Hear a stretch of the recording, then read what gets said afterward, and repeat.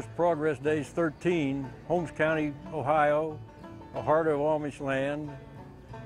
And this is one of the biggest shows I've ever seen for Horse Progress Days. And I've been to a lot of them. Anyway, we want you to take a look at all this fancy machinery that these Amish fellows have put together. And it's pretty interesting, and it's pretty fascinating, and I think you'll enjoy it.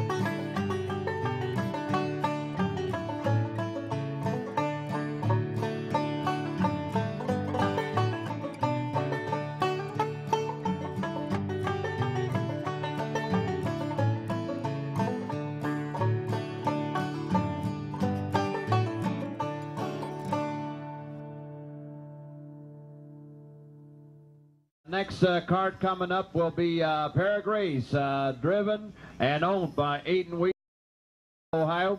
The horses' names will be Kurt and Cal, a pair of 5-year-old gray geldings we have here. Aiden does do farming. He milks 20 Holsteins, and he's got a 160-acre farm there in Danville. And on the side, he plays with the horses. He does prep horses. He usually have horses for sale, geldings, at the farm. And you won't find probably no brown horses at Aiden's farm. There's only going to be blacks and grays. He is hitched to the cart that is manufactured by Irvin Yoder. He is a manufacturer standing right in front of us here. He is from Lakeville, Ohio. The cart is for sale. He does do a couple of years. That's kind of his retirement. He used to have a machine shop, so he's doing this for his retirement, making these log carts.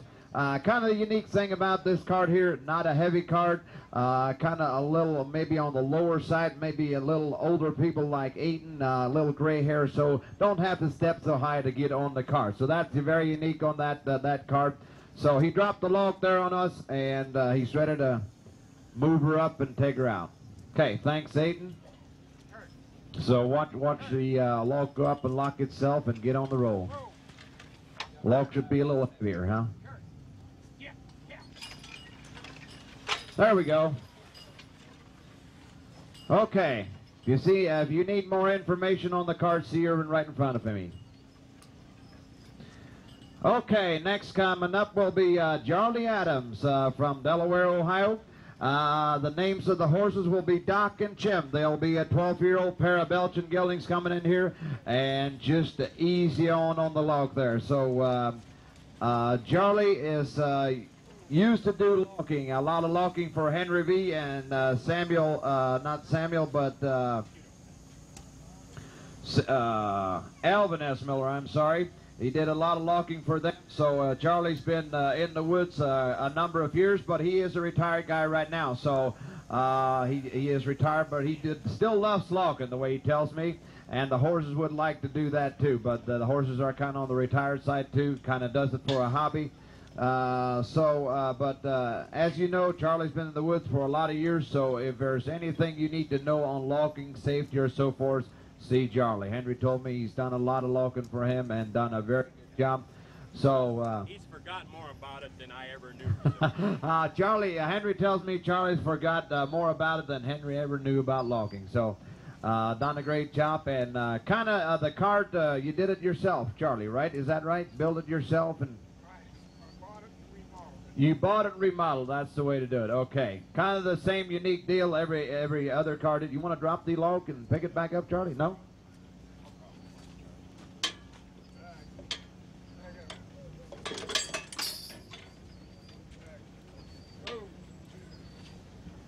Okay.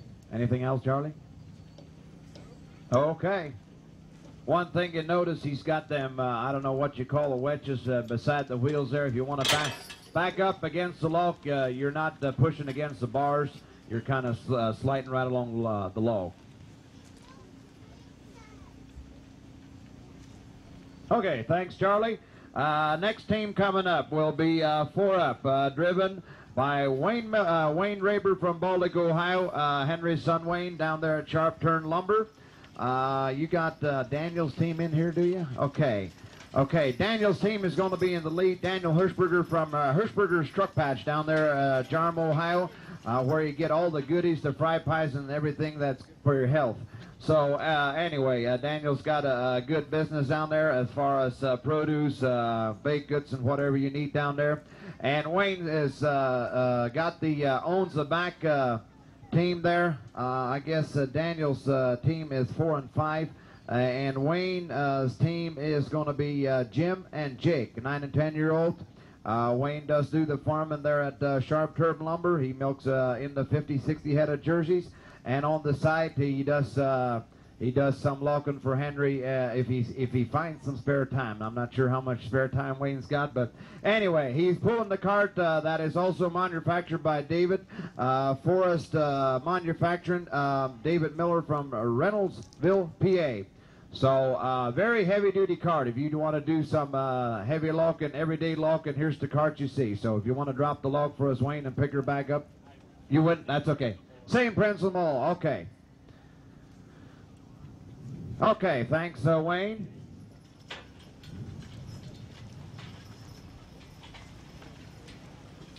I guess if we'd have blacks in that car, we'd only have to have one team. Is that right, Wayne? Just kidding. Nice job, Wayne. Thank you. The first card here is again driven by Aiden Weaver from Danville, Ohio. It's got Curtin Kell, the 5-year-old pair of geldings. Okay, he is driving a Pioneer 4 cart with the attachment on the back that is manufactured by Forrest Hill David from Reynoldsville, PA. Most of the do just kind of the poles, right, David? Firewood poles or whatever your needs might be. Kind of unique deal there. Okay, something to fit kind of the black horses to pull. Yeah, okay, that's what the man tells me. Not my idea. Smaller stuff. There we go. Okay, there's a unique deal, kind of one man's deal to do firewood or whatever you need to do. Okay, thanks, Aiden.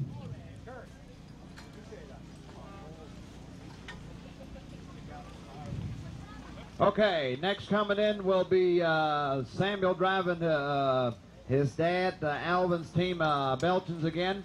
The 4 cart in front is also a locking cart, and it is manufactured by Forrest Manufacturing, David Miller, and he is pulling a lock right cart. Very unique little cart there. Not a lot to it, but very unique. So you bring the lock quite a ways off the ground. So he's going to demonstrate a little here on dropping the lock and picking it back up.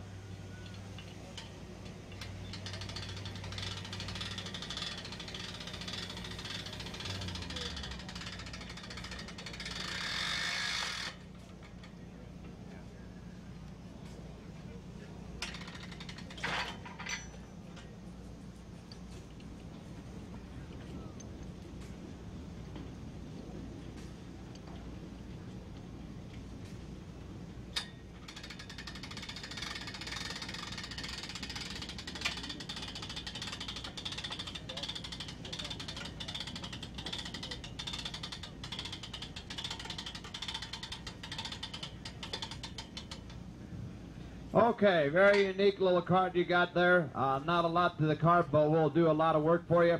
If you do want to have more information on the cart, see David up here, Forrest Manufacturing. They are a dealership in the log ride cart, so that's what you find out on the log cart. So thanks, Samuel, for bringing it in. And next cart in will be Charlie Adams again. He's got Doc and Jim, the pair of 12-year-old Belgians. That been in the woods for a long time and know a lot of what's going on in the woods. The cart is manufactured by Forrest Manufacturer David Miller from Reynoldsville,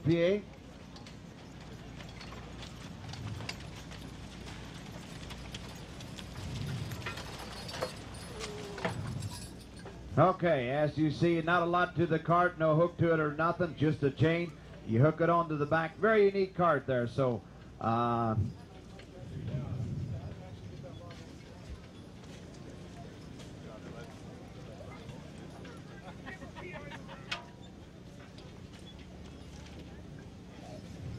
swivel deal there? Yeah, okay.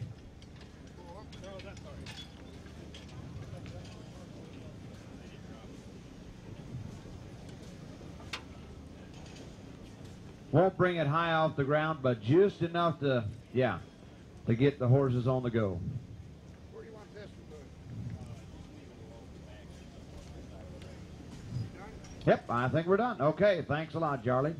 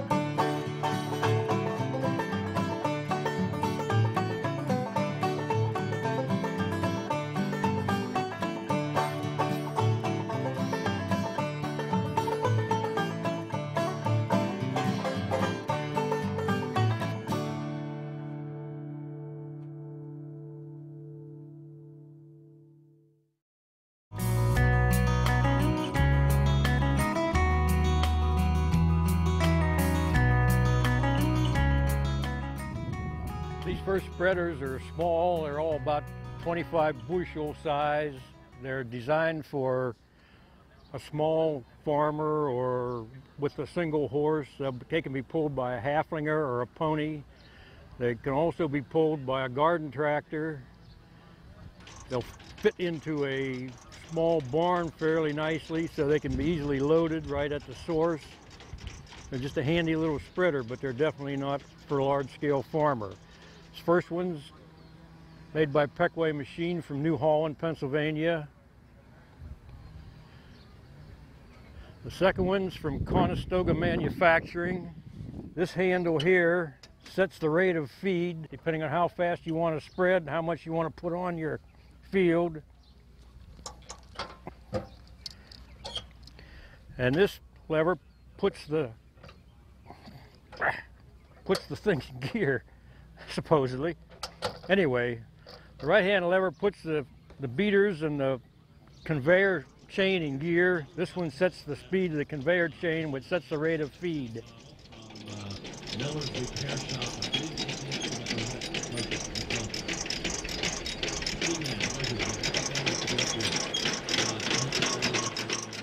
Okay, this knob-view spreader doesn't require a four-cart. As you can see, it's got front wheels.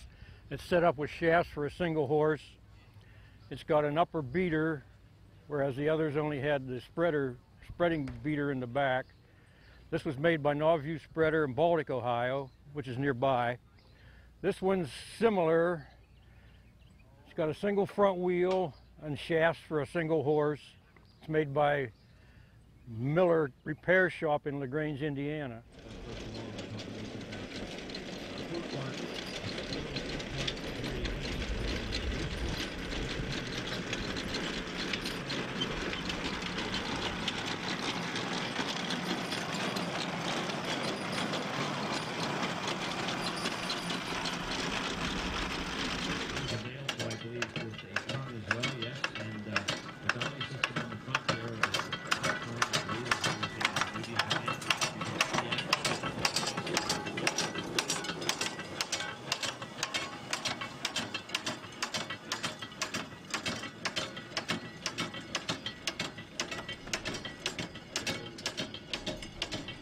These three spreaders, 35 bushel size, 55 bushel, and 75 bushel size, are made by Easy Spreader Manufacturing in Sugar Creek, Ohio.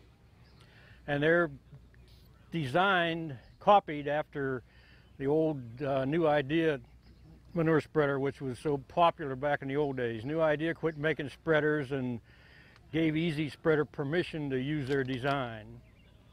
So these two are almost identical to a New Idea, this one particularly, and the others are variations on it, different sizes. As you can see, this one's set up with shafts for a single horse. These others would take 2 horses.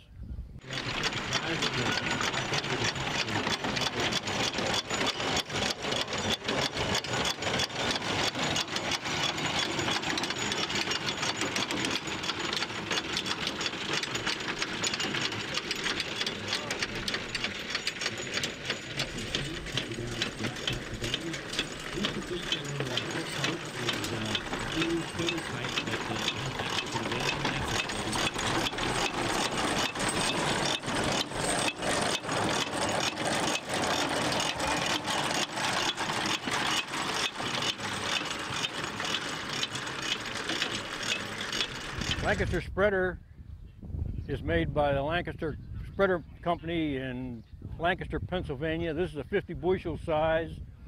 You can see it's a 2-wheel ground drive model. It's hooked to a 4-cart. It's made by Easy Trail Manufacturing of here in Holmes County. The 4-cart has a wide bench seat. It's got mechanical brakes. In making sure that the manure is spread out as widely as they can as possible. Here's another easy spreader from this is about number 50.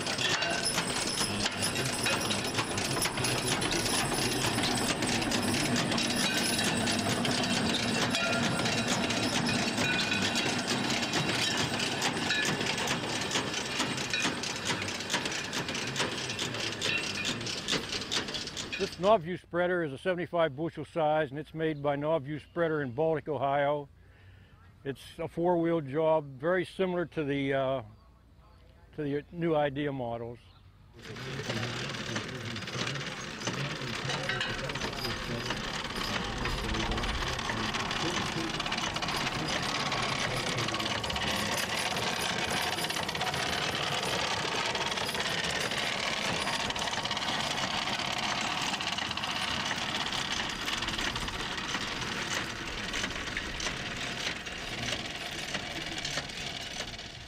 Okay, the Lancaster 80, made by Lancaster Spreader Company in Lancaster, Pennsylvania.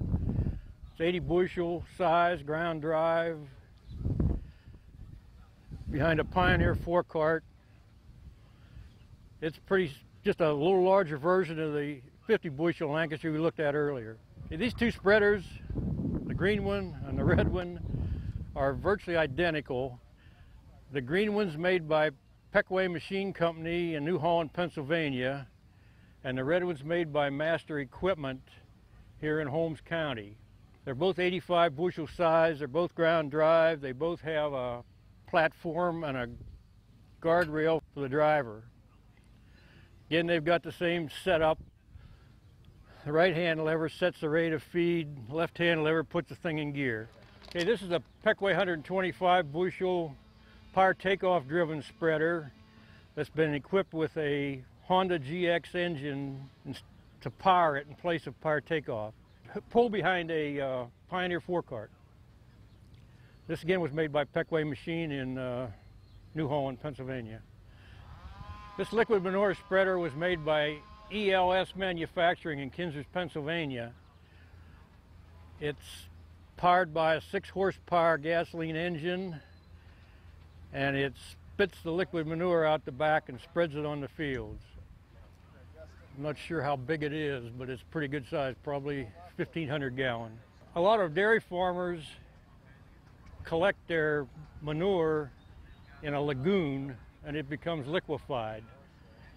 And they pump it out with a manure pump type affair and pump it into these spreaders, and then they spread it on their fields. Yeah, this is the gate where that can be adjusted closer, narrower or wider to shoot out more of the product, and it comes out here this way and spreads out that way on the field. Now this four-cart is a PTO cart, ground-driven PTO cart.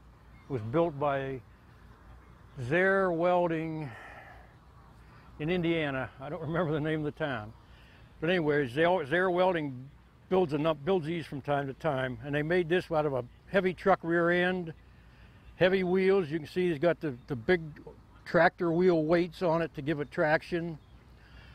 They take a roller chain from the rear end.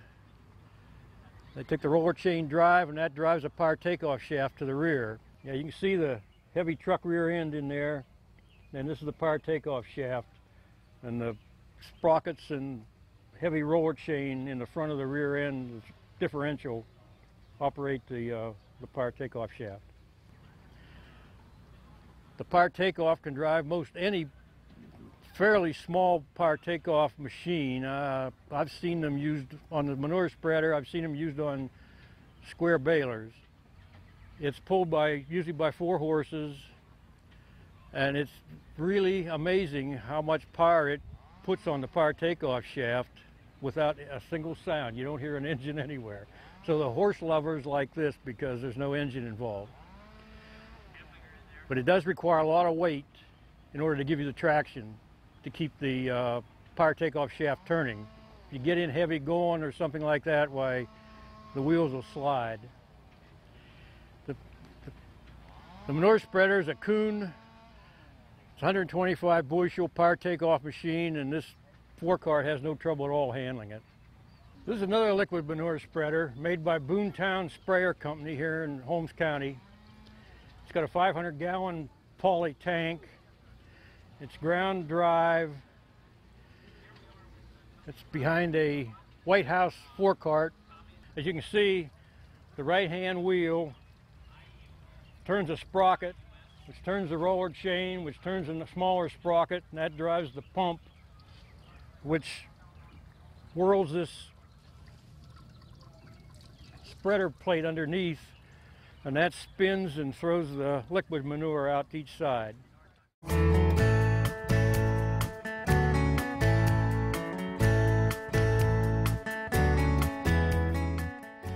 These two walking plows are both from Pioneer Manufacturing here in Dalton, Ohio. You can see one's a right hand, this one's a left hand. This one has a long Cavernaland bottom. This one has the shorter standard American bottom. This one has a jointer and a gauge wheel. See the vertical hitch, a horizontal hitch on this clevis here. This left-hand plow has the longer mold board as I mentioned.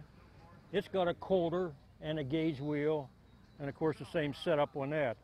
This handle, this guard here is for when you flip it over at the end of a furrow and you're turning, why it rides on that rather than on the end of your mold board. Made by Pioneer Manufacturing in Dalton, Ohio. For Wayne Wingard, who makes these, why they made both left and right hand, he said just because that's what people want. So there's no particular advantage to one or the other. It's just a matter of preference. Okay, here we got a couple of walking plows. This is an old timer, again from Farmer Brown's Plow Shop. It's a Leroy right-hand walking plow. It's all refurbished, and it's equipped with a jointer and a gauge wheel. The vertical hitch adjustments right here and the horizontal hitch adjustments right here. Farmer Brown will sell that to you for about $600, $595 actually. And this one is a new plow. This is from I&J Manufacturing in Gap, Pennsylvania. It's a 10-inch bottom, right-hand plow, and it has no jointer or coulter, but it's got a gauge wheel set up for two horses. This is an I&J four-cart made by I&J Manufacturing out of Gap, Pennsylvania, and it's equipped with a 3-point adapter. You can see we got the 3 points here. It's hand raised and lowered with this lever. There's no hydraulics on it. It's all hand job. It's equipped with an I&J 10-inch 3-point plow. and it can be used with any small 3-point implement. I don't know if they say category 1 or category aught. Yeah, it can be used for any category 1 implement, I guess. Although it doesn't look like category 1 to me. Yeah, it is. It's a category 1. So any small category 1 3-point implement could be used with this, but it has to be raised by hand. You can see the 3-point, one here, one over there, and one here. That's the 3-point. And it raises this way and lowers this way, and all these different adjustments allow you to tilt your implement, tilt it this way with this upper link, tilt it sideways with this link and that link. And this adjusts the plow this way. This plow is a left-hand sulky. It's made by Master Equipment here in Holmes County. It used to be known as a Soil Master, but I'm not sure they still use that name because it's not on the plow. But anyway, it's made here locally. It's pretty much, it's got a jointer on it, no coulter. It's pretty much standard. This lever steers the furrow wheel. This one raises and lowers it. This one tilts it. It's got the usual vertical hitch adjustments here, horizontal hitch adjustments on the clevis, set up for a three horse hitch. As you can see, this is not a new plow. This is an old John Deere 2-way plow. It's furnished by Farmer Brown's Plow Shop in New York. Farmer Brown makes a business out of finding old plows and refurbishing them and passing them on. This one has the left hand and the right hand bottoms for plowing back and forth and throwing all the furrows the same way. It's equipped with jointers. It's set up for 3 horses. As you can see, the front of the beams come up to this hitch, and the evener is on a roller. And when you put the right hand bottom in the ground, this front of this right hand beam will come forward a little bit, and that will cause the roller to roll over this way and give you the correct line of draft. When you turn at the end and drop the left hand bottom, then the left hand beam comes forward and the roller slides that way, and then you've got the correct line of draft for your left hand bottom. That's the way all 2-way plows used to be set up back in the old days when there were lots of 2-way plows around. This is an older Oliver tractor plow, 4-bottom, 14-inch. It's been modified for use with horses by Pioneer Equipment. They obviously added a platform, a seat, guardrail, and a tongue. It's pulled for demonstration purposes by 12 horses, and it can turn under a lot of ground with 12 horses up. They've used it a number of years at Horse Progress Days to demonstrate the 12-horse hitch. Pioneer Equipment from Dalton, Ohio makes this 2-bottom gang plow. It's usually pulled by, well, 5 or 6 horses depending on the ground conditions. I've seen them pulled with 4 too. Of course, it's got a place for the operator to ride. It's got the long lever on the far side, raises and lowers the bottoms out of the ground. This lever and the shorter lever tilt the plow to level it up, set the depth. This lever steers the right front wheel, the furrow wheel.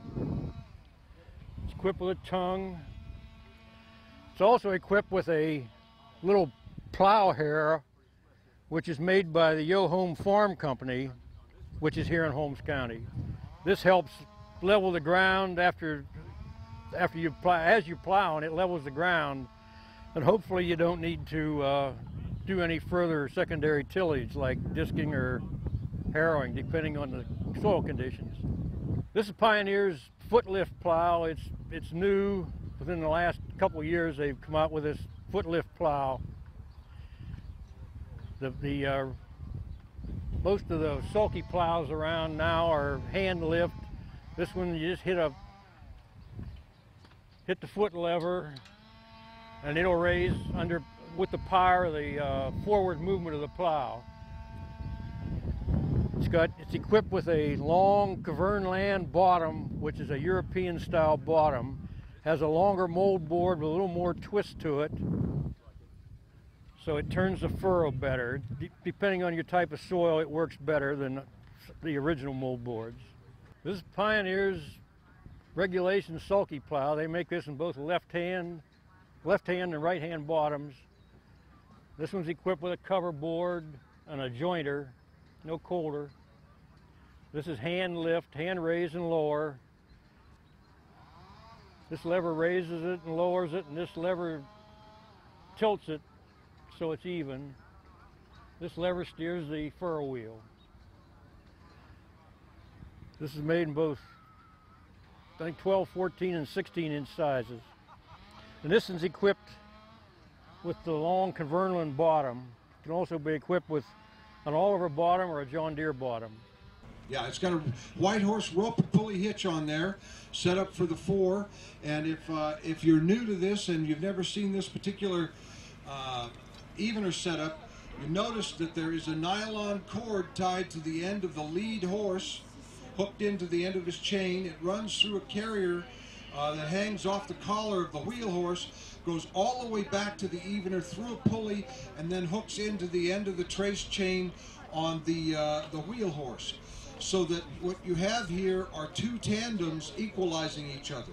Rather than having a team in the front equalizing against the team in the back, this is all a longitudinal evener setup. You're going to see this with a lot of different hitches all the way up to the 12 up when we get to that with the 4 bottom. But this is the rope and pulley hitch available from White Horse Equipment. This is Pioneer Equipment's sulky plow, right hand with the regular John Deere bottom on it. Again, he's got the cover board and a jointer, same setup, steering lever, tilting lever, raising and lowering, and depth adjustment lever. It's the same as the one we talked about earlier, except it has a regular bottom on it rather than the Kavernland European style bottom. This one's set up for 3 horses as well, and it has a tongue. This is a White Horse Machine 2-way plow made by White Horse Machine in White Horse, Pennsylvania. As you can see, it's got the platform, it's got the accumulator tank, it's got the pressure gauge, it's got a tank here for the hydraulic fluid, it's got the trip back bottoms. These are all of our bottoms, by the way. Of course, one's a left-hand bottom and one's a right-hand bottom, so you can go back and forth across the field and plow the same direction, throw all your furrows the same direction. It's real handy on hillsides or in little narrow plots, little narrow fields. Okay, you can see the pump here. This is the roller that works on this cam, and the cam turns with the wheel, and of course this arm then goes up and down and operates this pump. Kind of a slick arrangement. This is another plow that White Horse has made for a good many years.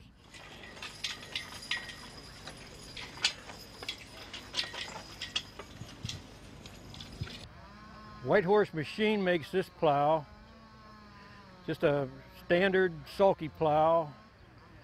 It's got a long bottom on it, and it's very similar to the others. It's got the steering lever, a steering lever here, raising and lowering and depth adjustment, tilting lever, 3-horse horizontal and vertical adjustment hitch. Well, this is the vertical adjustment, and here's the horizontal adjustment.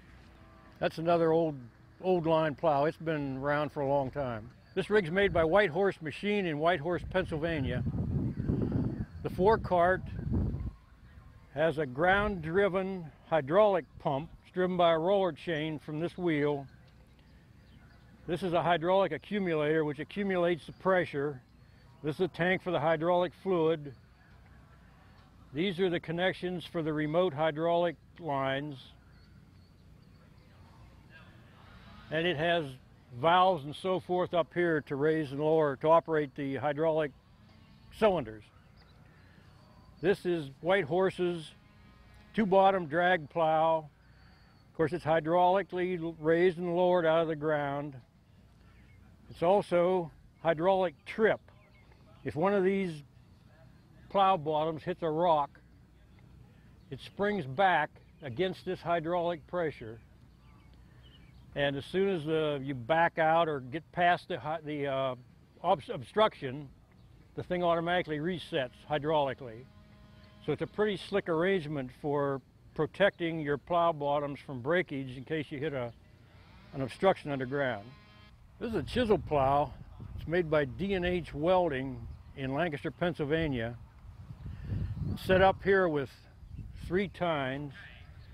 It can be set up for 4, and of course the tines are adjustable sideways on these bars. It's a hydraulic lift. It's got a hand hydraulic pump to raise and lower it. Pretty simple, but pretty nice for it's the only horse-drawn chisel plow I know of, really. And this is new this year. I've never seen this before.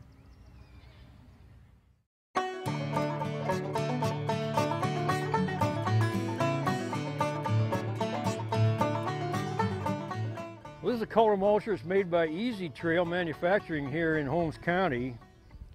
It's a similar idea. It's got 4 rows of tines, depth adjustment for the tines, and it's got, instead of angled rollers, it's got straight steel bars on the rollers, whereas the ones we looked at earlier had angled bars. I don't know what the advantage of one over the other is, but this is just a different idea, I guess.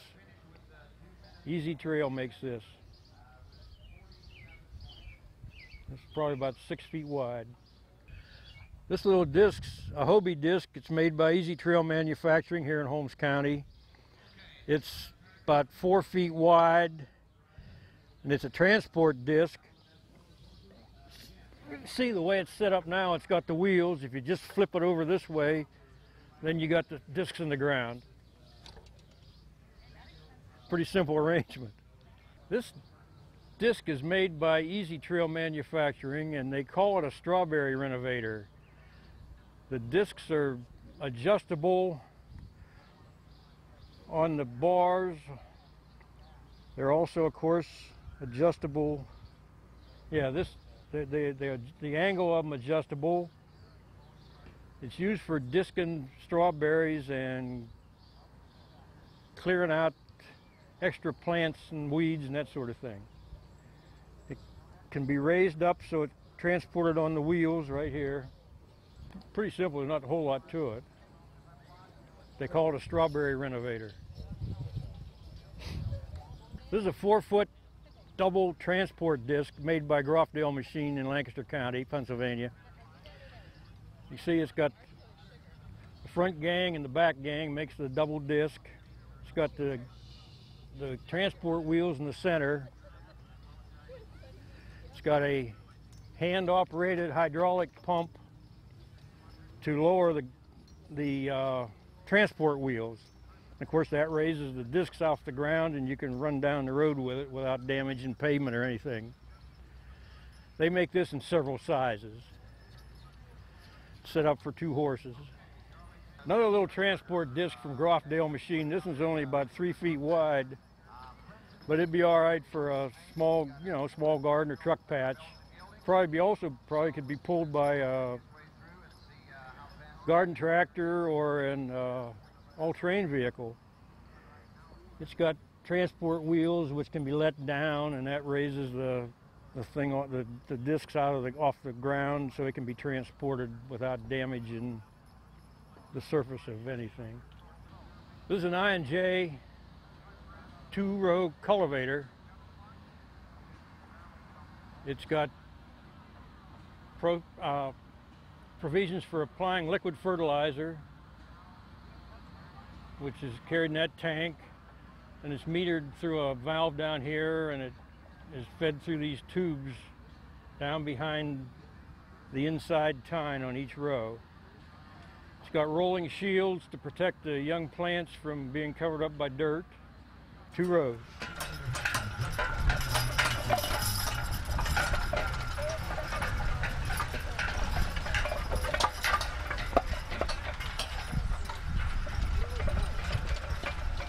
Pioneer Equipment makes this rig. It's their standard 4-cart, and this is a potato plow. It's raised and lowered by hand, and it's got the share to go under the potatoes in the row. These arms help shed the vines, the potato vines to each side. The potatoes and the dirt come back on the tines.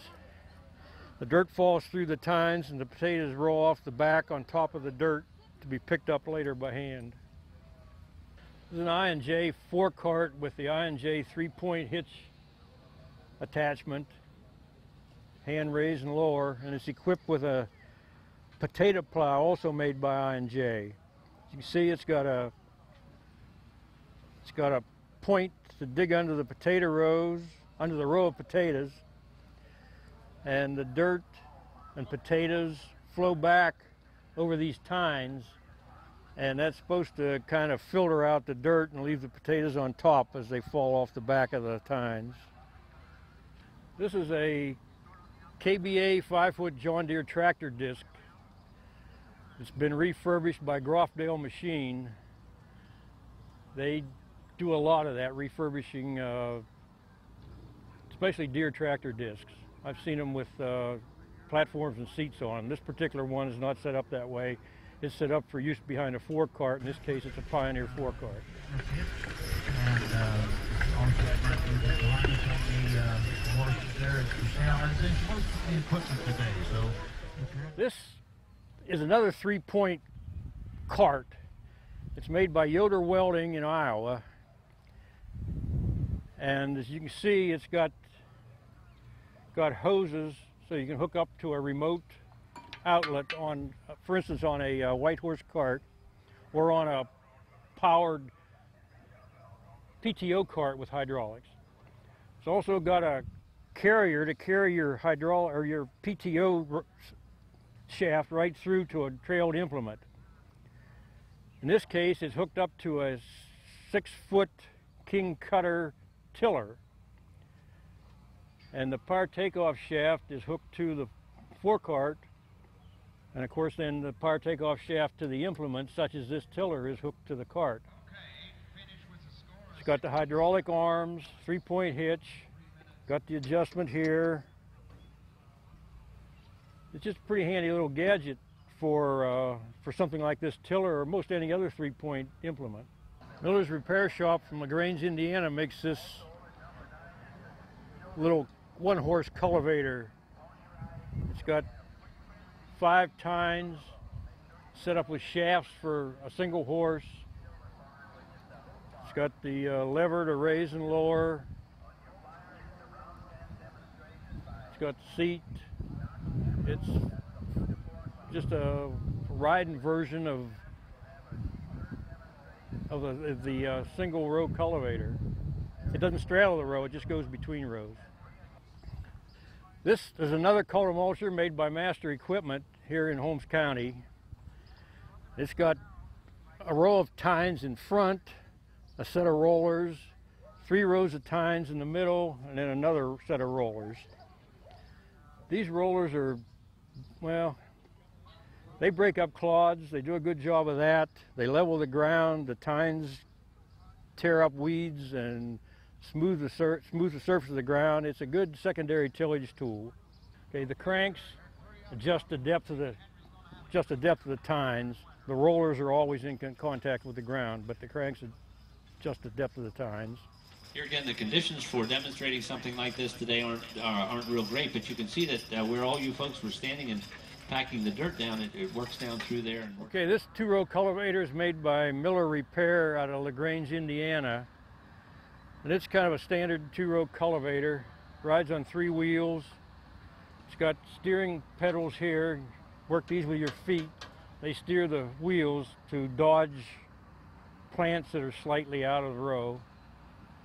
Set up for use with 3 horses. A horse walks in the center between the 2 rows. A horse walks on the outside of each row you're cultivating. It's got a lever to raise and lower the tines and set the depth. Got spring tines. Danish spring tines that have a kind of a vibrating action when they're working in the ground that helps dig up weeds. This blade's from Pioneer Equipment in Dalton, Ohio, and it can be mounted in place of that potato plow we looked at just a few minutes ago. It mounts right on that same framework and is raised and lowered with a hand lever. Now this is 6 feet wide, the blade. It's got shoes in the back to set the depth, keep it from digging too deep. It's got a wing at each end, which can be either removed. When they're left in place, they kind of hold the material in the side. If you remove one, then your dirt comes this way. If you remove the other, it goes that way. The wings are just an added accessory. Another harrow from Pioneer Equipment is this 3-section spring tooth. Spring tooth harrows are real good for, well, for leveling the soil and smoothing it and digging up small weeds. It's the same setup. The levers set the tines into play, set how deep they go.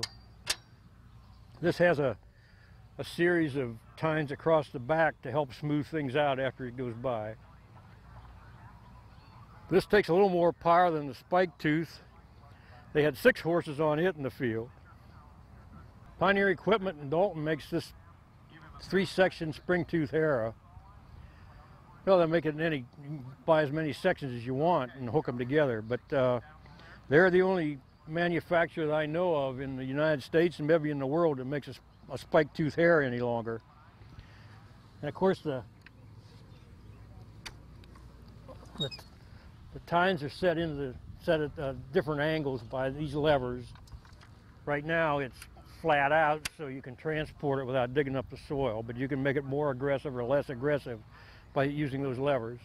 These 2 harrows are just smaller versions of what we looked at earlier. They're made by Pioneer Manufacturing in Dalton. This is a 1-section spike tooth, and this is a 2-section spring tooth. Pretty much the same we looked at over there, only there were more sections put together over there. This is a cultimulcher made by Shipshe Farm Supply in Shipshewana, Indiana. And it's real good for breaking up clods, leveling and tearing up the soil. As you can see, it's got tines in 4 rows of tines underneath there. In front's a roller, and in back's a roller. And it just does a great job of breaking up clods. Shipshe makes this in a bunch of different sizes. This is a 10-foot. They make it down to, I think, a 5-foot maybe is the smallest. This is a 4-foot version of the cultimulcher made by Shipshe Farm Supply in Shipshewana, Indiana. You can see it's got the front roller, which is steered by the tongue, and 4 rows of tines, and then the rear roller. This is just a smaller version of what we looked at earlier. The lever sets the depth of the tines. The rollers are always in contact with the ground. This is a weeder. The spring tines dig up young weeds without damaging young plants. You can cultivate, you can run this over young corn that's just up out of the ground, and these spring tines will knock out the young weeds, but they won't hurt the corn. This is a subsoiler made by White Horse Machine out of White Horse, Pennsylvania. Got White Horse's ground drive hydraulic forecart in the front, and the remote hydraulic cylinders on this, of course, are hooked to the cart, and that's how this thing is raised and lowered. This is for digging deep and breaking up the hard pan underneath the ground. I don't know how deep it goes, probably down to 18 inches or so. It's got the White Horse breakback system. If one of these tines hits an obstruction, why, it kicks back against this hydraulic pressure and then it resets itself. This is actually a 3-point hitch cart, I guess you'd call it. You can take this thing, this is just a regular 3-point implement here. You can take it off and put another 3-point implement on there if you wanted to. So it's a pretty versatile little gadget. You can use most any 3-point implement with it behind ground drive forecart. This is a little one-row cultivator. Actually, it's a one-horse cultivator for cultivating between rows, made by I&J Manufacturing out of Gap, Pennsylvania. It can be widened by using the lever. It runs down between the rows. It's got 5 tines, runs between the rows and cultivates them, pulled by one animal. This little guy is just another version of the 5-tine cultivator from I&J Manufacturing, except it's a riding model. It's got the lever for adjusting the width of the tines, and it's got a guide wheel in the front and 2 wheels in the back and a seat. Easy Trail Manufacturing makes this, similar to the one we looked at before, 5-tine cultivator. It's the adjustment for the width, very similar to I&J's. This cultivator is made by I&J Manufacturing in Gap, Pennsylvania, and it's their standard 2-row cultivator, except they've modified it to cultivate on either side of the plastic mulch, and it doesn't tear up the mulch. They've moved the tines out. It's got an open center. So it cultivates the strip between the rows of plastic mulch.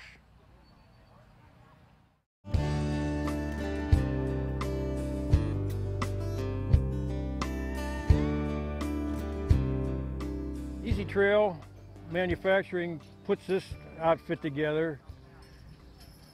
It's a standard funnel spreader for fertilizer, seed, that sort of thing.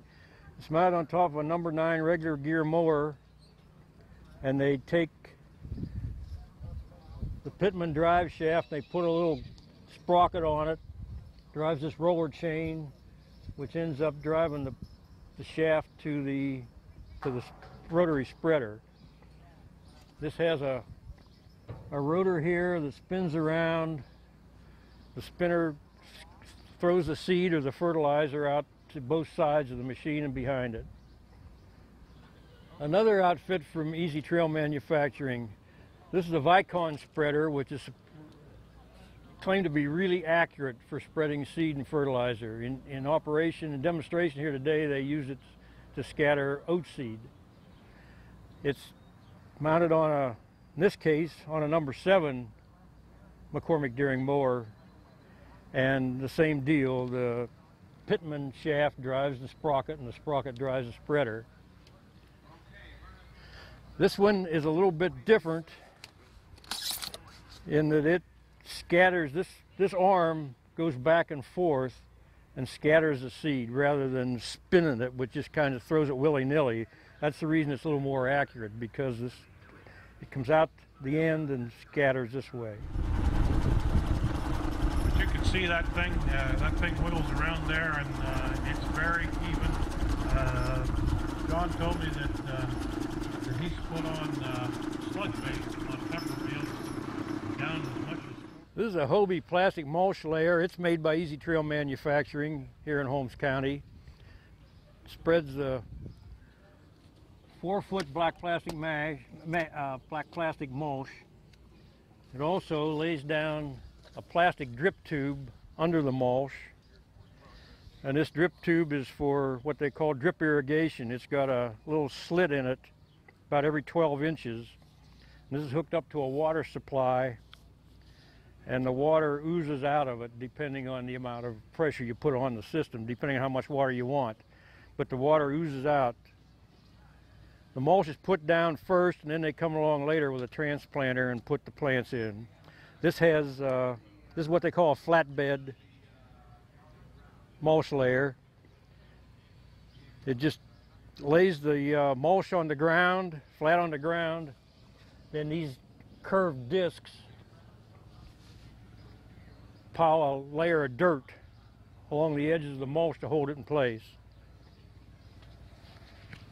This is another funnel spreader put together by the Evener shop in Holmesville, Ohio. It's a ground drive affair. There's a sprocket and a roller chain on the axle that drives a belt that drives the spinner on the spreader. Spreader's pretty much the same as the other rotary spreader we saw, with a spinner that whirls and spreads the fertilizer or seed, whatever. This lever puts it in gear. This lever adjusts the rate of speed of the material that's in the funnel. Driven fertilizer spreader, and this one will work really nice for a team of horses over plowed ground, and you can see a nice even spread there. Actually, you can set this machine so that it spreads even on it. This is another plastic mulch layer. This was made by Knowles in Leola, Pennsylvania.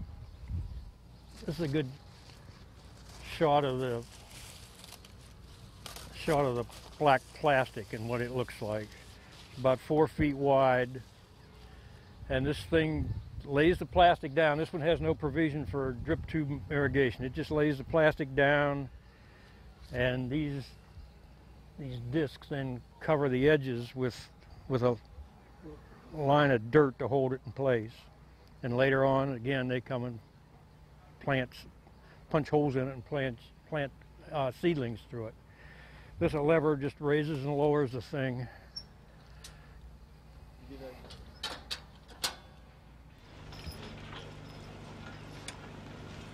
And you notice that these horses just kind of slow.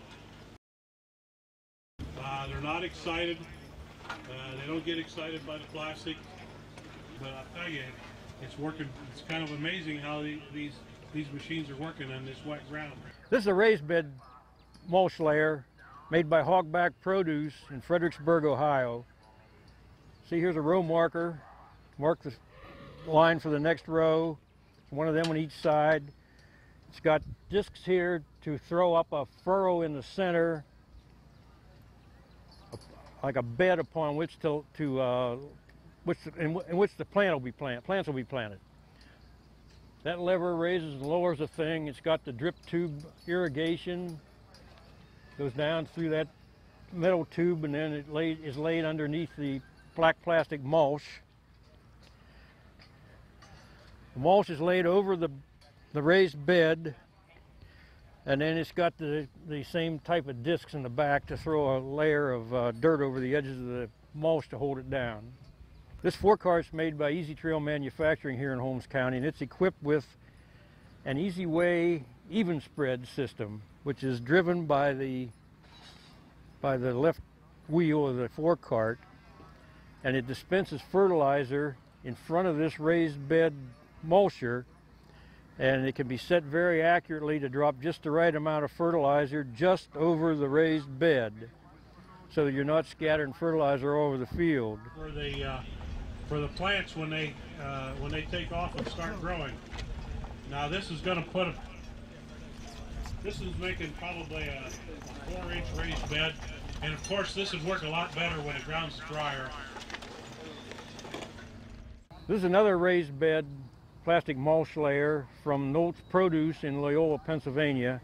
It's got the discs to throw up the bed, and these arms here help loosen the dirt and throw it up into the bed. It's got the plastic drip tube that goes down and is laid underneath the plastic mulch. Plastic mulch, of course, is laid down. It's got the discs in the back to cover up the edges of the discs to hold it in place. Now, the reason they use these in produce farming, in order to keep the weeds down and hold moisture in, they like to put down plastic mulch before they plant the seedlings. So what they do is they lay the plastic mulch and the drip tube irrigation, if they're going to use drip tube irrigation system, and then they come along with a machine we'll talk about later, a transplanter, which punches holes, a row of holes down the center of this plastic mulch, and gives each hole a shot of water. Then there are individuals who ride in the back of the transplanter and stick a plant in each hole.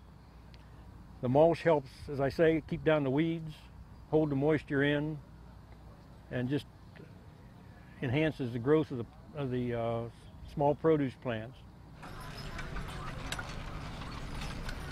These horses, I think he told me, are 4 and 5 years old. They've been working in the produce field any horse that's... Well, here's one of the transplanters I was just telling you about. This has a probably 300-gallon tank for water. It's got trays for the flats of young plants, you can see here. This is the wheel, punches the holes. These are the seats for the two guys that ride it and do the actual transplanting. In operation, this is lowered. This thing straddles the plastic mulch we talked about earlier. This is lowered, and as it turns, each one of these tines punches a hole, and at the same time it releases water through a hole in this drum like arrangement. So you've got a wet hole now in the plastic layer of plastic, a row of holes, and as it goes by, each man riding the machine grabs a seedling, sticks it in firmly into the hole, and passes on. That way the seedlings get a good start. They've got water, they've got cover to keep the weeds down. It's very simple, relatively inexpensive, but it's pretty efficient. This is another example of a transplanter. This is made by Hogback Produce from Fredericksburg. Exact same principle. It's got the water tank. It's got the wheel to punch the holes and dispense the water. It's got the seats, the trays for the flats of plants. That's right, and when you first start in the produce business, you usually borrow one of these from the neighbor, and that's what we did. And then it isn't too long before you get your own, because when you want to use it, the neighbor wants to use it, and if he owns it, then he usually gets first choice. This is another transplanter made by Noltz in Leola, Pennsylvania. It's pretty much similar to the others we've looked at. Water tank, seats.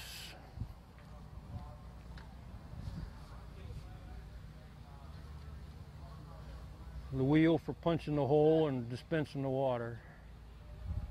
It's not much different than the others. This lever adjusts the rate of water flow, and it's just gravity feed. There's no pump or anything on it. And you have to harvest them, of course, by hand. There's a lot of handwork goes into it, but the net profit, now I'm talking net profit, I'm not talking about the gross sales from this acre of tomatoes. The net after his expenses, he told me, was around $30,000. Now that was before the salmonella scare, and that was before the increase in pricing on tomatoes. So this is another transplanter. This one's called the 1600 Rainflow Transplanter Series 2. It's made by Rainflow Irrigation in East Earl, Pennsylvania. And it's similar to the others, except it's got a hydraulic cylinder to raise and lower the wheel, which would have to be powered by a hydraulic forecart. It's got two tanks. It's got the flats, trays, seats. It's got the wheel. Got gravity feed for the water. Virtually the same as the others, except for the hydraulic lift. This is a small sprayer made by Boontown Sprayer here in Holmes County. It's got probably a 100-gallon tank for your material.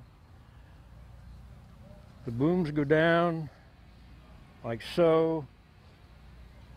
Well, it's probably about maybe 8-10 feet wide, probably 10 feet wide. It's got 6 nozzles on it. It's got a small engine on it to power the pump, to pump the liquid out through the nozzles. Well, it can be set up with shafts for a single horse. This is a field sprayer made by Boontown Sprayer of Holmes County here. It's got a 21-foot boom. It's got a Honda 5.5 horsepower engine to power the pump. It's got a 110-gallon material tank on it. It's for a field sprayer for spraying crops with fertilizer or pesticide or herbicide, whatever. Actually raise them up a little bit higher than that for different size crops. That's a nice little sprayer. It's only got one boom down, and you can spray either one side or the other, or both sides. This is another field sprayer, very similar to the other one we looked at. This is made by Hogback Produce, Fredericksburg, Ohio. About a 20-foot boom on it, 100-gallon tank. Got the Honda engine to power the pump.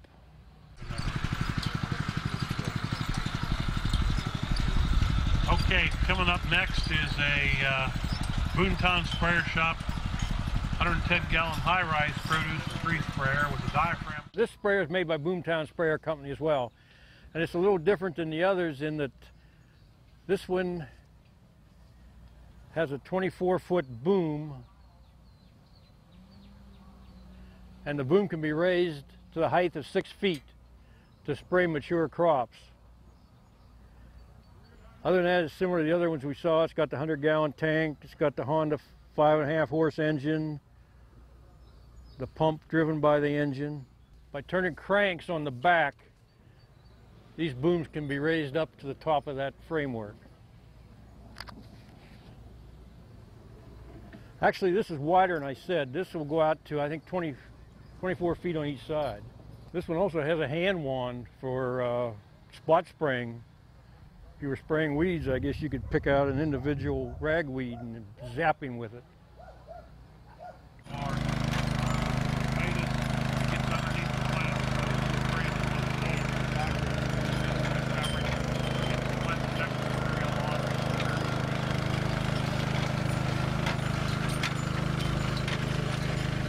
This sprayer is made by Hogback Produce here in Holmes County, and it's a side boom sprayer. When it's in operation, the boom is unfolded and it sticks out that way, probably 16 feet maybe, and it can also be raised up on the framework to spray high crops.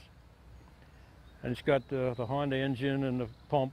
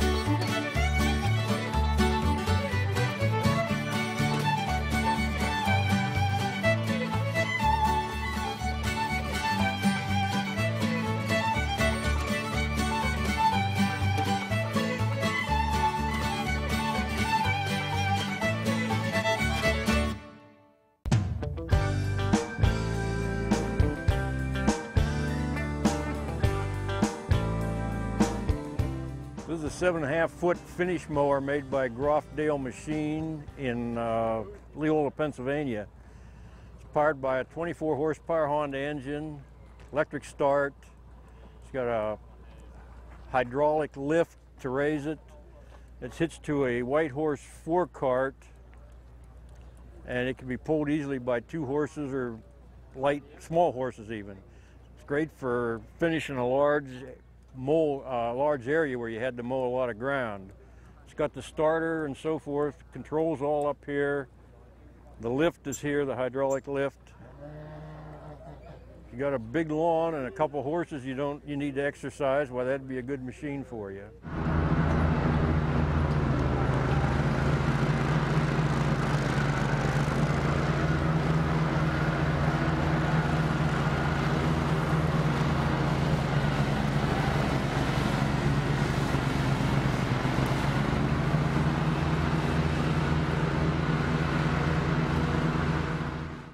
is an old style McCormick Deering number 9 regular gear mower that's been refurbished by E&M Equipment in Baltic, Ohio. It's been rebuilt, new bearings, a longer cutter bar. It's got a 7-foot cutter bar. It's got new style guards and clips and knives on it. There's a lot of these McCormick number 9 mowers still in use among horse farmers.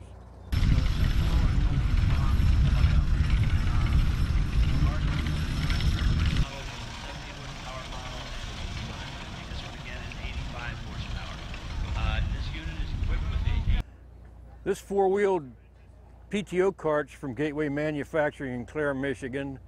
It's equipped with a 85 horsepower, 4-cylinder Kubota diesel engine and a Tayloria heavy-duty clutch. This is the hand clutch that puts the power takeoff in gear, and of course this is the power takeoff shaft here. It's got 4 remote hydraulic outlets. It's got an operator's safety rail, comfortable seat. Got the 3 hydraulic levers up there to operate the seats and the power steering. It's 4-wheel steer. It's got hydraulic brakes, 85 horsepower. This is a Kuhn mower conditioner. It's a rotary mower. It's 7-foot 10-inch cut. Brothers Machinery Company. It's got hydraulic controls that can swing the cutter head out that way, so you can run your power cart along the unmown hay, and that'll swing over and be in the standing hay. It's got the rotary cutters underneath there that cut the hay. As you can see in here, these tines catch the mown hay and break the stems and crush it a little bit, then leave it in a windrow. By crushing the hay a little bit, it dries faster, and it usually takes about a day off your haymaking process. This mower is from I&J Manufacturing in Gap, Pennsylvania. Got a 7-foot cutter bar. It's got a power takeoff drive, which is driven by a mounted 13 horsepower Honda engine. It's got a hydraulic cylinder to raise and lower the blade. It's a self-contained unit. Just hook it behind a forecart and you can go to mowing.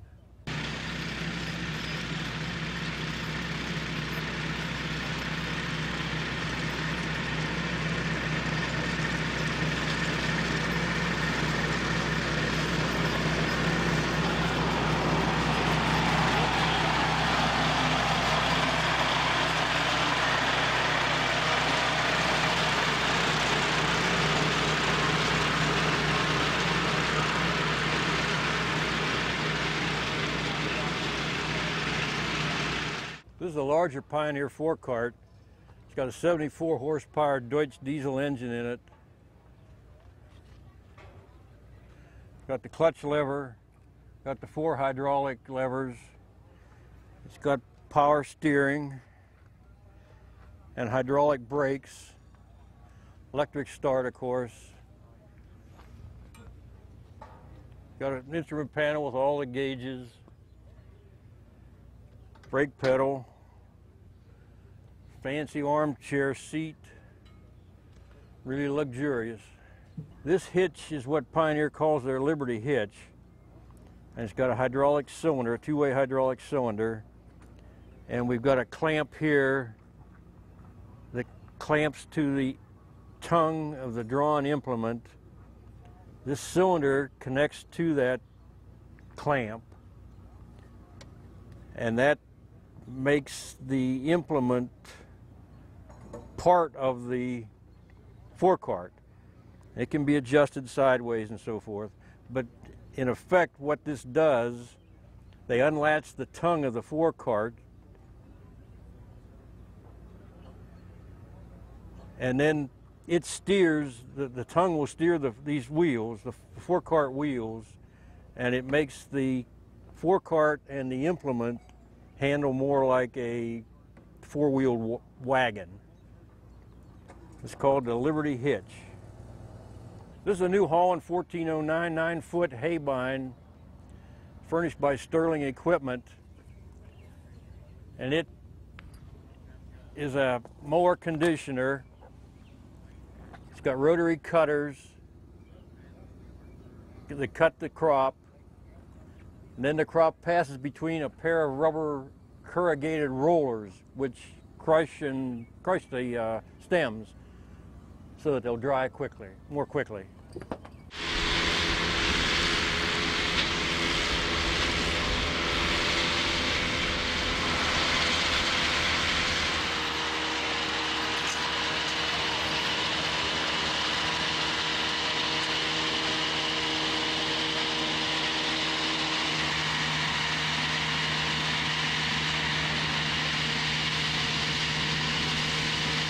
This particular machine is made by I&J Manufacturing in Gap, Pennsylvania, and it's used to roll down a cover crop before tillage.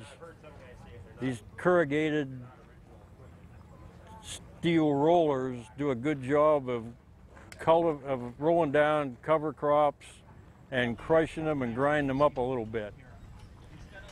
It's got an electric hydraulic pump to raise and lower the roller from contact with the ground. Material will be about a 4 to 6 inch back there that you have to somehow slice through to get your seed down into. So he made this slice.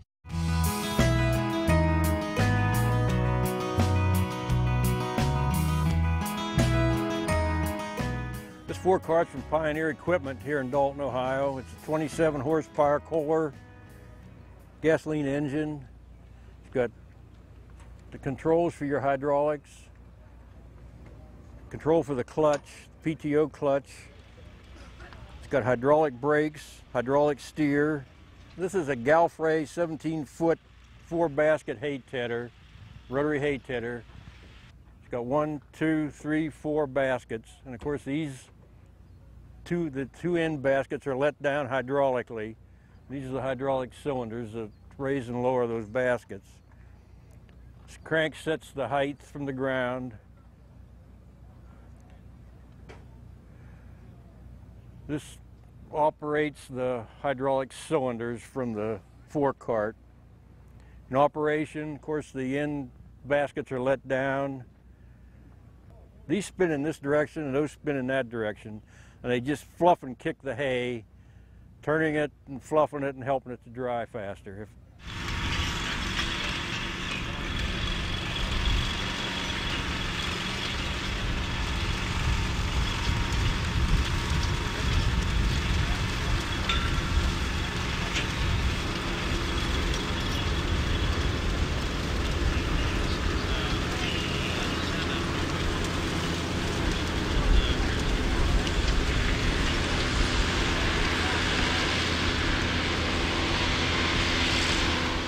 This ground drive forecart is made by I&J Manufacturing in Gap.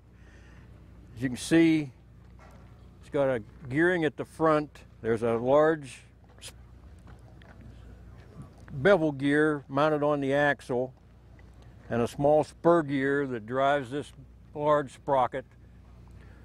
The roller chain drives a smaller sprocket, and this drives a power takeoff shaft that goes to the rear. This is kind of a lightweight machine. It's good for driving a hay tedder, field sprayers, mowers, small power takeoff implements. This is the clutch that puts the power takeoff into gear. And it is connected to another Galfrey hay tedder. This is a smaller model, just a 2-basket. As you can see, the hay baskets turn in opposite directions, fluff and turn the hay, help it to dry.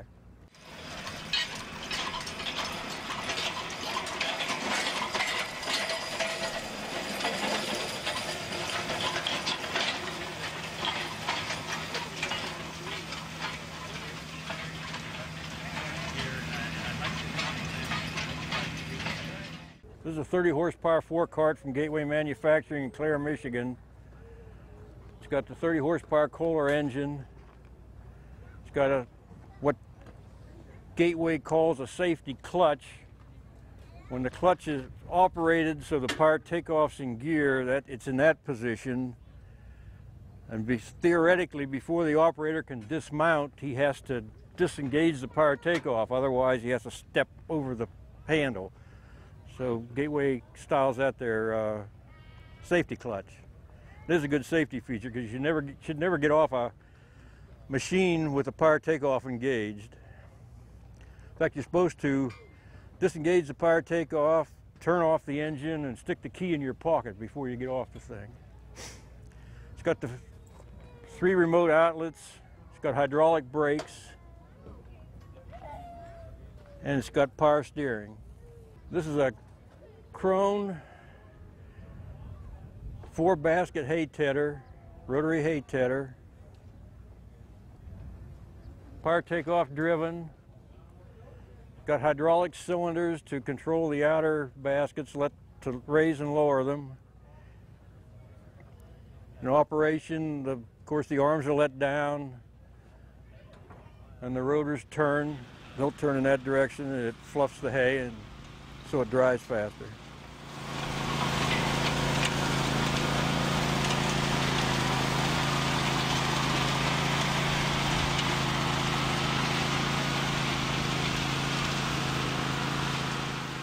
Pequa 710G hay tedder made by Pequa Machine in New Holland, Pennsylvania. This is a little different hay tedder than we've been looking at it in this is not a rotary tedder. This is more of a kick type tedder. This is a ground drive. It's driven by a large V belt from the left hand wheel. The basket, as it turns in this direction, and it kicks the hay out the back and fluffs it up, turns it some to promote drying.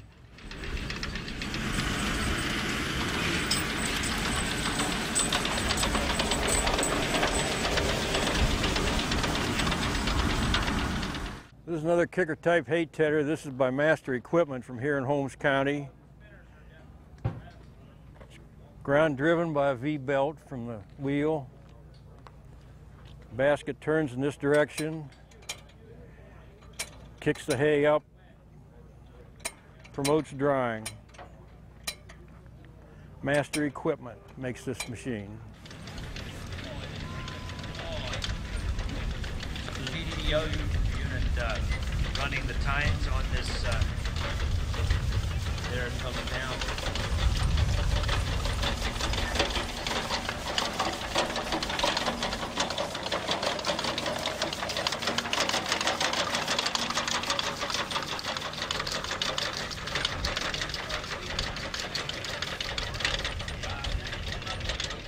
This little four-cart is a 35 horsepower gasoline-powered model made by Trail Farm Supply in Dundee, Ohio.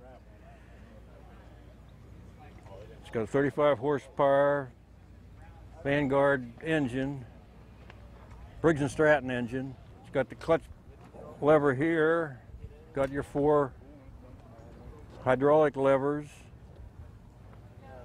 It's got a comfy seat. It's got 4 remote hydraulic outlets here, which are controlled by those levers. This is the power takeoff shaft to go to a trailed implement. This is a Cittrex 4-basket hay tedder, rotary hay tedder.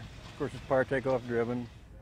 It's got hydraulic cylinders to let down the outside 2 baskets. Again, once in operation, the outside arms are let down hydraulically, power takeoff's energized, and the baskets spin, fluff the hay, and turn it.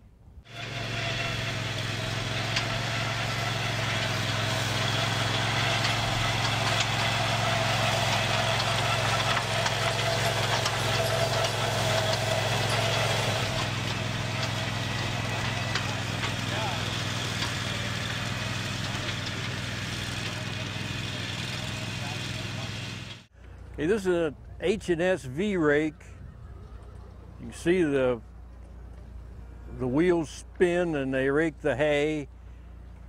They rake the hay into the center, or it can be adjusted so they rake it out into 2 windrows. It's got a electric hydraulic here to angle the rake arms. It's got a center wheel to catch anything that you miss in the center of the thing. It's pulled behind a Miller Repair forecart. Miller Repair from LaGrange, Indiana makes the forecart. As these wheels spin, of course, they just gather the hay and move it right along the row of wheels as they all turn. And these turn when they're in contact with the ground.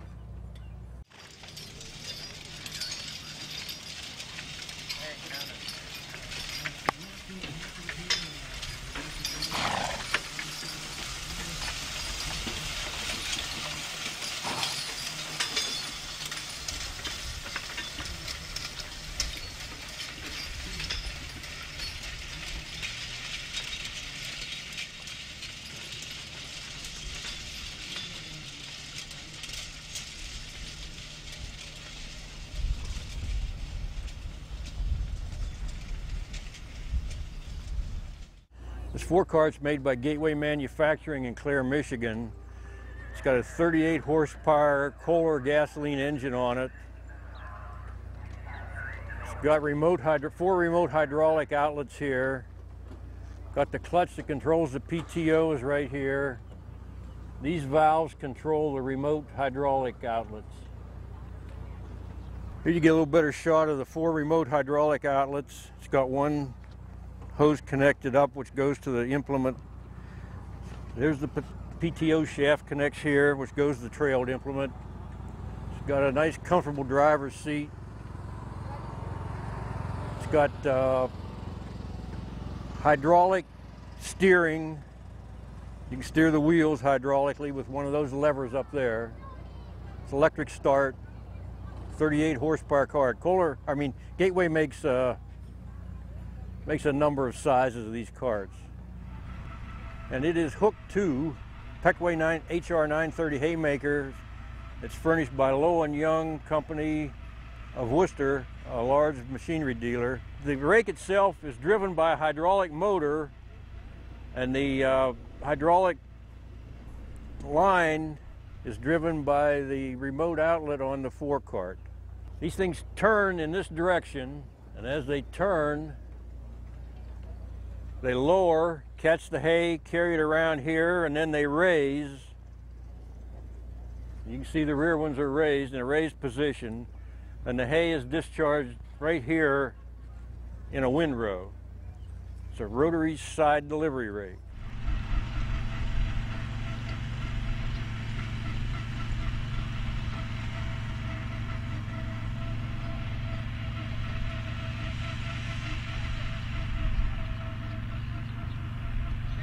New Holland number 256 roller bar side delivery hay rake is furnished by Low & Young, Worcester, Ohio. It's a ground drive in operation, and the hay is kicked that direction, and it comes out that end is in a windrow. The crank handles raise and lower it, set the height from the ground. It's operated by a shaft from the wheel.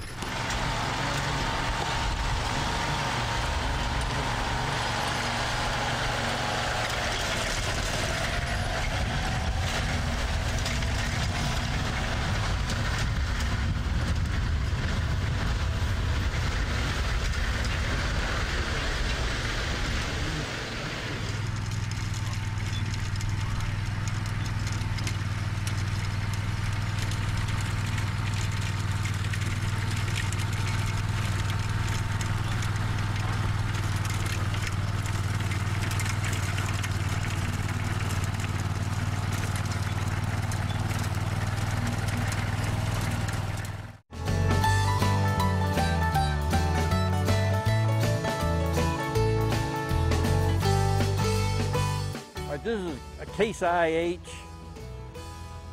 8530 straight through square baler.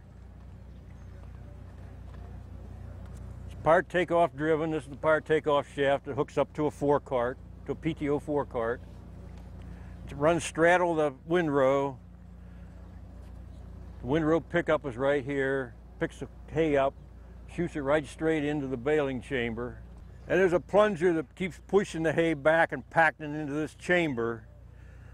The tension on the chamber is adjusted with these 2 cranks. And the smaller you make the back end of the chamber, the tighter your bale is.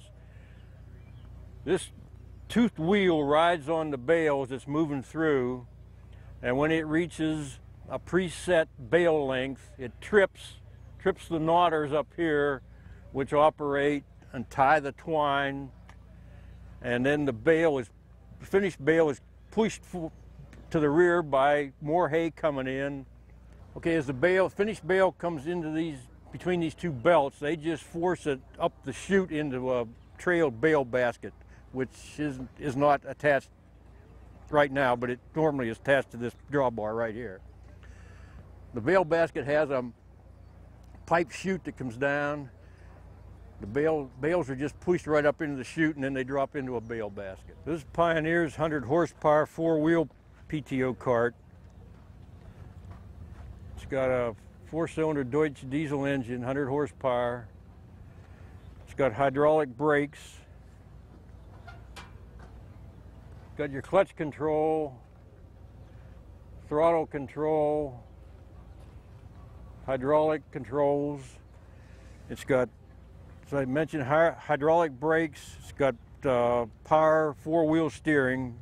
Either axle can be steered. This particular 4-cart is equipped with dual PTOs. It's got a 540 RPM PTO on this side, and this other shaft is 1,000 RPM.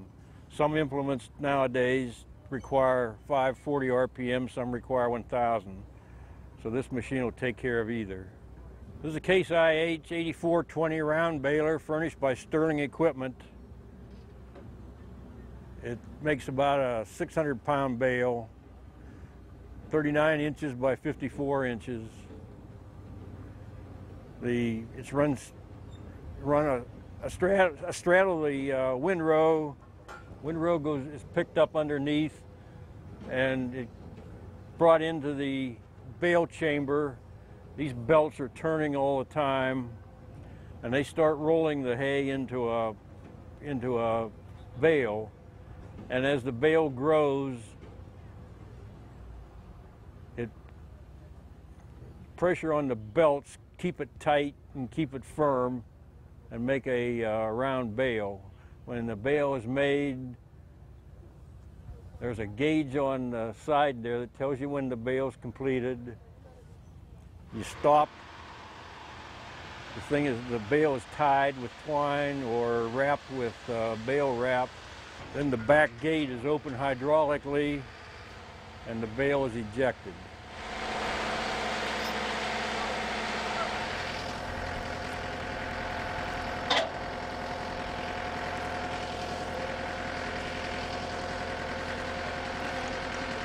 Okay, this Krone KR125 round baler is furnished by Lowe and Young Incorporated in Worcester, Ohio, originally, although now it's owned by Mose Hirschberger, a local farmer.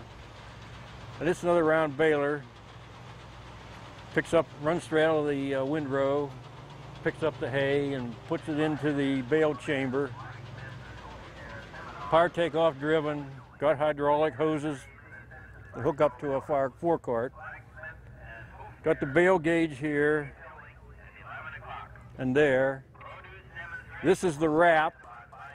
Instead of twine, it's a net type wrap, which is a little better than twine.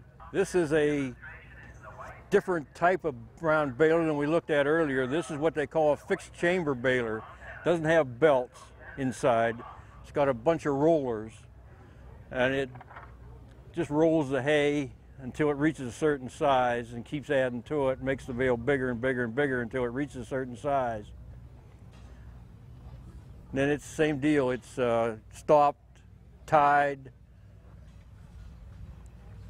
the rear end gate's raised, and it's ejected. It can be used to make silage as well as regular hay.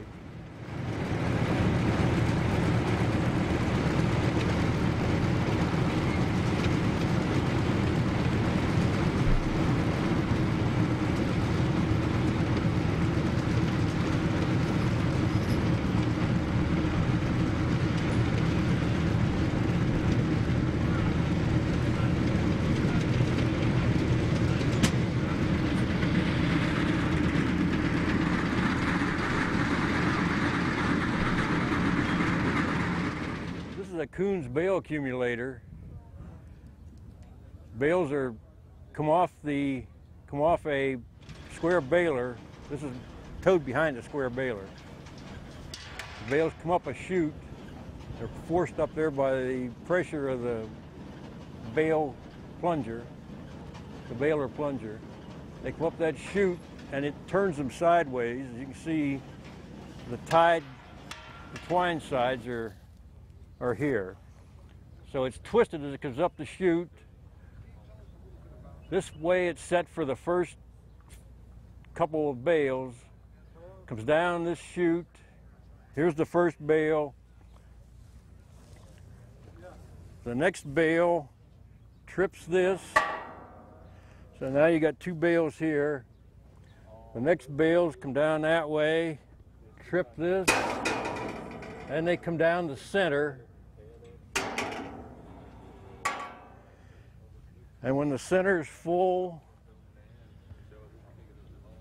another gate's open, and then they come down the outside. The last gale trips the end gate and allows the bales to drop off the back, and they're in a group. Okay, this is towed behind the square baler. As the bales come out of the baling chamber, they're forced up the chute. As you can see, it turns, twists the bale so it gets to the top, it's on edge. Then it drops over the top and slides down whichever chute is open at the time. After the Kuhn bale accumulator does its thing and drops its grouping of bales on the ground, this machine, also made by Kuhn, is attached to the front of a skid loader, and it's hydraulically operated. And the skid loader operator runs this. He's back here, pushing this out in front of him, and this is raised up, and he runs it over top of the grouping of bales, lowers it around the bales. The bales will be in here, and then he operates a hydraulic cylinder, and these hook arms go down and catch the bales, and he can lift the whole group as a unit and haul it to wherever he wants it. Trail Farm Supply here in Holmes County makes this bale handler. It's mounted on a Pioneer wagon gear. Trail Farm Supply makes the handler itself. It's got a 5.5 horsepower Honda engine mounted to drive a hydraulic pump.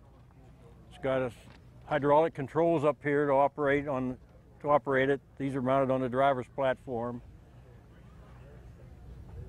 It's got an arm that's let down hydraulically, driven up alongside so it slides under the hay bale. Then it's lifted hydraulically, the bale's rolled over onto the track.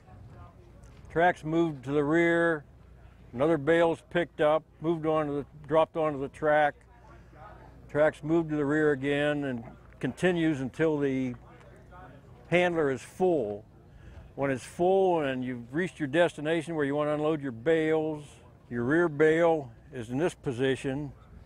These arms are operated hydraulically, and this arms affair tilts this way and rolls the bale off that side. Then you can pull up a little bit, operate the track, move the next bale into position, unload it, and continue until all your bales are unloaded. This round bale wagon is made by Mountain View Welding. It's handled by Miller Farm Machinery here in Holmes County. The bales are loaded. This is an 8-bale wagon. Put 2 on each side in each of these frames. The end of the bale's here. The other end's up on this, so it's tilted. That holds it in place. Once the bales are loaded, it can be towed into your pasture and just left there for the animals to feed right from the wagon if you so desire. Or it can be used just to haul bales from place to place. But it has to be loaded with a bale spear of some kind on a 4-cart or a tractor. This 6-bale handler is made by Buckeye Welding. It's a self-loader. Pull up beside a bale, had a bale for that side. You'd extend this, hook the grapple in the top of the bale, hook the chain to the cable,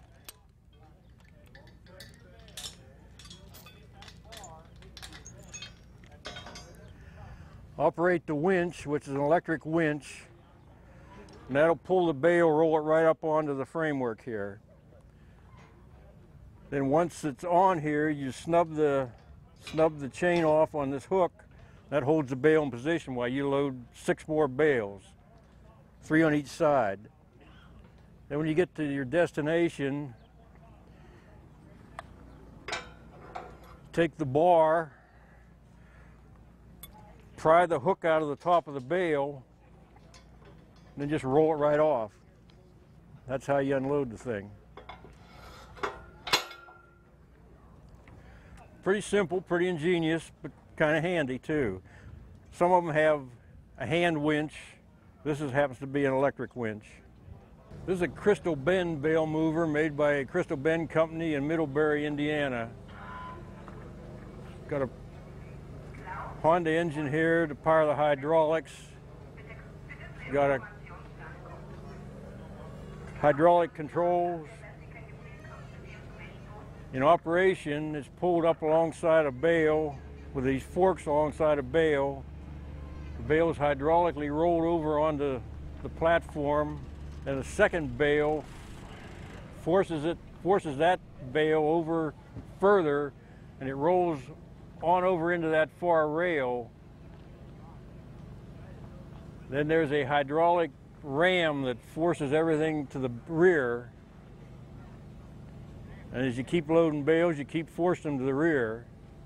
And to unload, you've got your rear bales are resting on these 2 frameworks, and these frames can be hydraulically lowered and the bales slide off the back. Then the other bales that are still on there are just pushed back hydraulically and they're unloaded that way. This is another Pioneer 4-cart. This one has a 46 horsepower Deutsch diesel engine.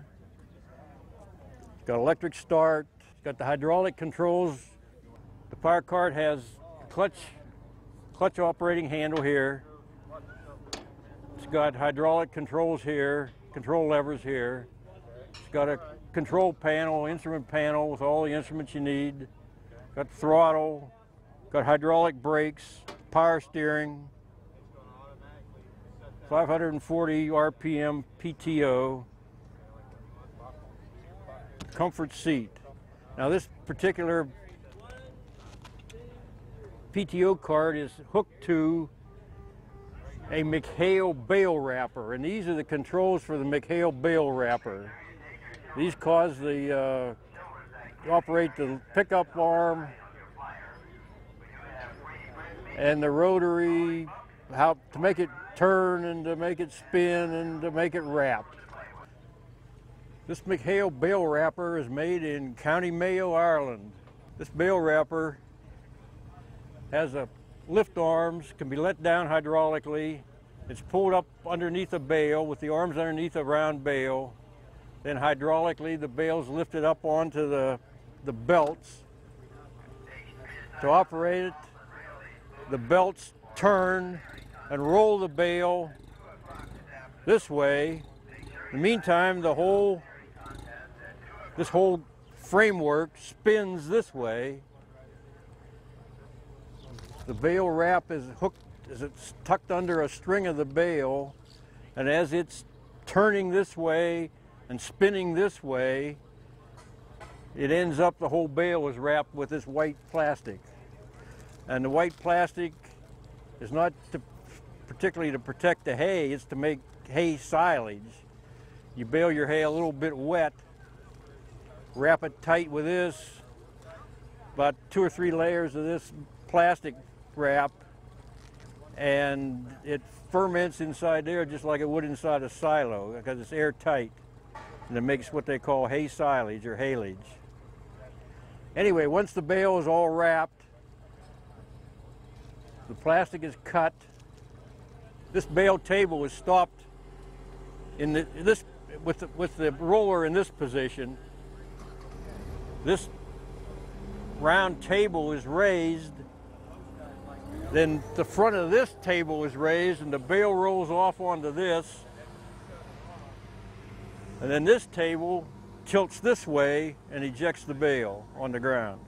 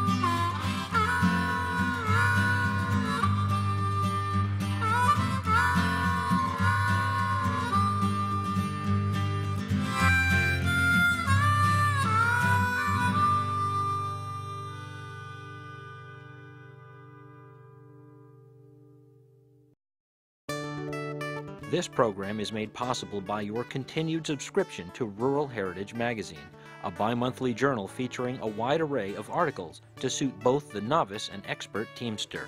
From ideas on new techniques to the latest in equipment advances, Rural Heritage is the indispensable tool for every logger and farmer making a living or just having fun with draft animals. Also, don't miss our extensive collection of books and DVDs covering everything from driving mules to logging with horses to training oxen. To subscribe, call 319-362-3027 or order online at www.ruralheritage.com.